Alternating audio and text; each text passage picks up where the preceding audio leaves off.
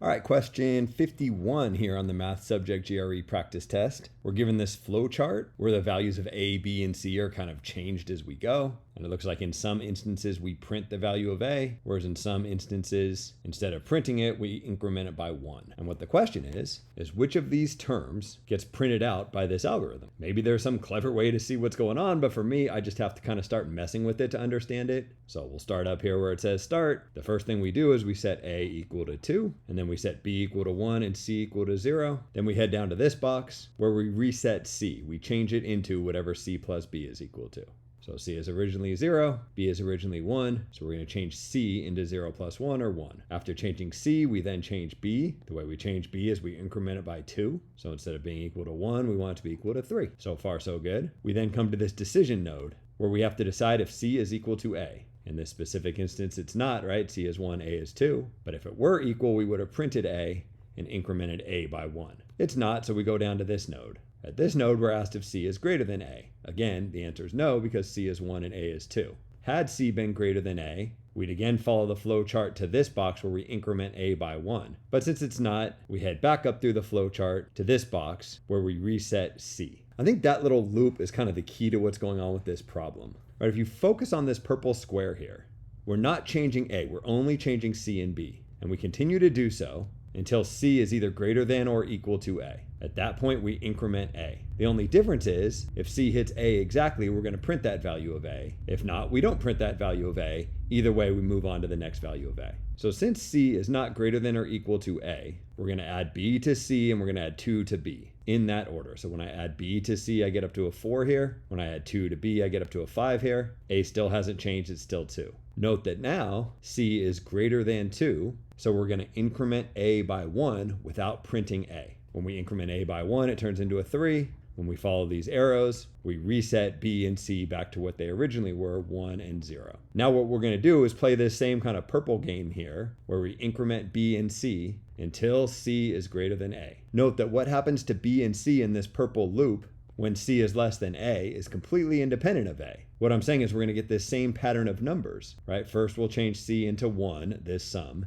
Then we'll increment B by 2 to make it a 3. We'll notice that C is not greater than or equal to A, so we'll repeat. 3 plus 1 will give us 4. 3 plus 2 will give us 5. We compare these two numbers. Again, C is greater than A, not equal to A. So we're taking this path here, incrementing A by 1, resetting B and C. At this point, you probably don't even need to write down the numbers, right? We know what's going to happen to B and what's going to happen to C. C is going to change to 1, B is going to change to 3, C is going to change to 4, B is going to change to 5. But note this time, C is equal to A. Because C is equal to A, we print A being equal to 4. Whether C is equal to A or greater than A, we're done with this little loop. We increment A by 1 and we reset B and C. So sort of the next time I play this game, A will be equal to 5, B will start at 1, C will start at 0, and I'll mess with B and C until they're greater than or equal to A. But really, all I need to figure out is the behavior of C, because at some point A will be all the positive integers greater than or equal to 2, and C is always going to be the first few terms of the same sequence of numbers.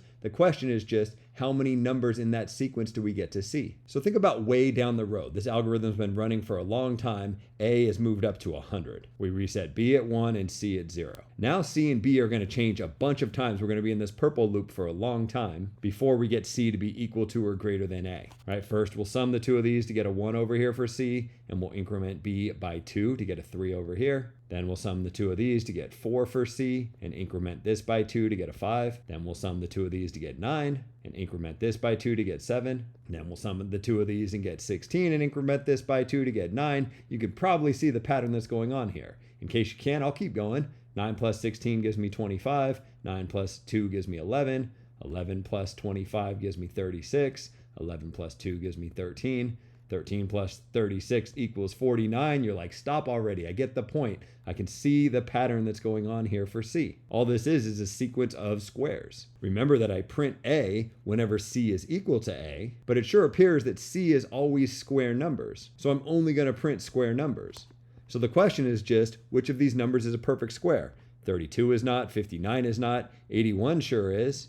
360 is not. Wait, 60 times 60? Nah, that's 3,600. 1,000 is not. The answer to the question is just C, 81. In this case, it's easy enough to generate the values of C, and this pattern is pretty obvious that we have the square numbers. But I guess I never really proved that these are the square numbers. This pattern just appears to exist. In case you're curious, the sum of the first n odd numbers, so the sum from I equals 1 to n of 2i minus 1, is in fact equal to n squared. And there's an algebraic way to prove that or a geometric way to prove that. I kind of like the geometric way. If you start out with 1, you get a perfect square, a 1 by 1 square if you want.